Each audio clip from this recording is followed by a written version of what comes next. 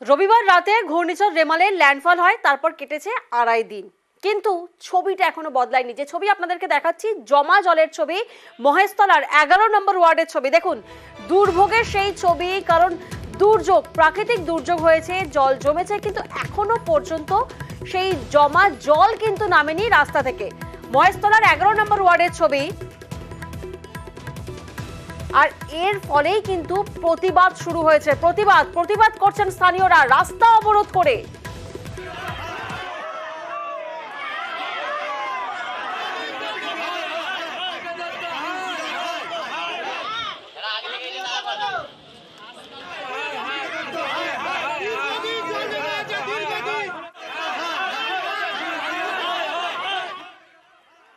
প্রতিনিধি সমীর আমাদের সঙ্গে রয়েছেন, সরাসরি সমীরের থেকে একটু জানবো। সমীর, যে ছবি আমরা দেখলাম, জমা জল এবং রীতিমতো পথে নামতে হয়েছে, স্থানীয়দের প্রতিবাদ করতে নামতে হয়েছে, প্রশাসনের তরফ থেকে জল নিকাশি ব্যবস্থার কি পদক্ষেপ নেওয়া হচ্ছে?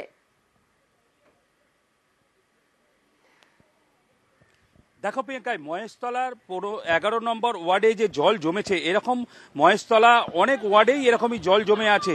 মহেশতলার যে 11 নম্বর ওয়ার্ড, যে সন্তোষপুর বাজার রোডে, সেই এলাকায় অল্প বৃষ্টি হলেও জল জমে থাকে দীর্ঘদিন ধরে।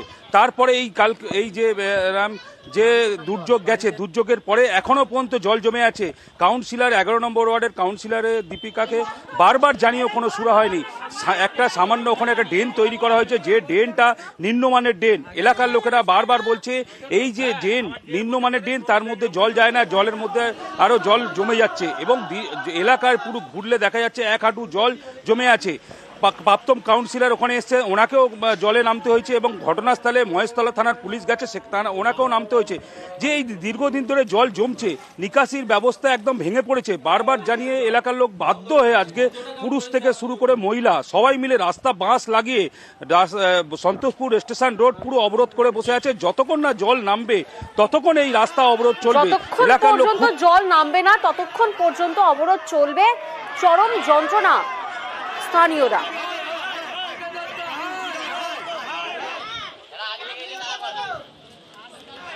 আমরা ঘরে পানি ঢুকে গেছে, এবার আমরা বাল বাচ্চা নেই, সেখানে রান্না করতে পারছি না, খেতেও পাচ্ছি না। আমাদের এইরকম ভাব অবস্থা হচ্ছে, আমরা ওই জন্য তার জন্য আমরা অবরোধ করছি। আমরা রাস্তায় এসে দাঁড়িয়ে আছি। কাউন্সিলরকে জানিয়েছে, সে কিছু করছে না। দীর্ঘদিন এরম জল, 12 মাস এরম জলেতে আমরা ভাসছি।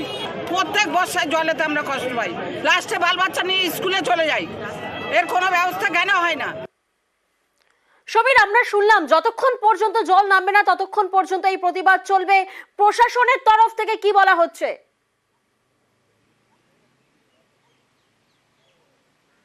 দেখো, প্রশাসনের তরফ থেকে এখনো কিছু বলা হয়নি। ঘটনাস্থলে মহেশতলা থানার পুলিশ এসছে, এবং যে স্থানীয় যে কাউন্সিলর 11 নম্বর ওয়ার্ডের দীপিকা, ওনাকে এখনো পর্যন্ত দেখা যায়নি।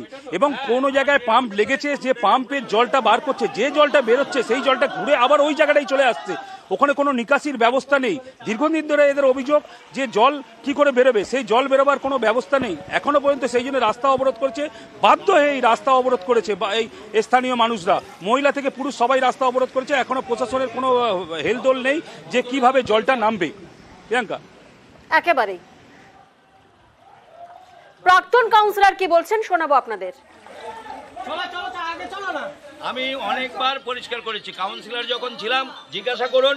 বাজার পাড়ার ওই যে বাজারের পিছনের ড্রেন অনেকবার আমি পৌরসভা থেকে পরিষ্কার করেছি, কিন্তু এটা কি হয়, মালটা বের করা যায় না, কারণ অনেক মাল ডাম্পিং হয়ে আছে।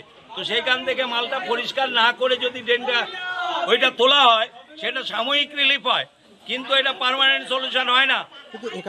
এখানে তো চরম দুর্ভোগে বাসিন্দারা, আপনি দেখতেই পাচ্ছেন, আপনি ভীষণভাবে আজকে যে মানুষ যে অবরোধ করেছে তাদের সঙ্গত কারণ আছে, কিন্তু পৌরসভার প্রচেষ্টা আছে, কিন্তু সেখান থেকে বাধাপ্রাপ্ত হচ্ছে।